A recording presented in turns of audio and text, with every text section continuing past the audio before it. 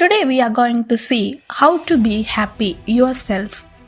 We must first study to become happy with yourself. Practice positivity and gratitude in your daily life. To keep up these joyful practices, introduce habits that can help you maintain a good and confident mood. First, you must learn to love yourself, which means that you have accepted yourself for who you truly are.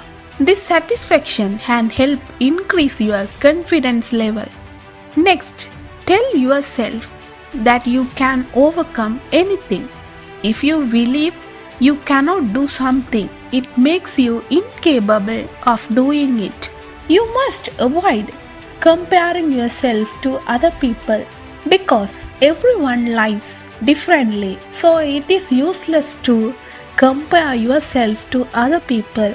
Remind yourself of your own success, talents, and own opportunities.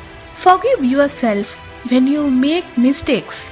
When you do something wrong, treat yourself the way you would treat a friend in the same situation. Lastly, practice positive thinking. You must change your thought. Do something positive, such as I can do anything. I can do well.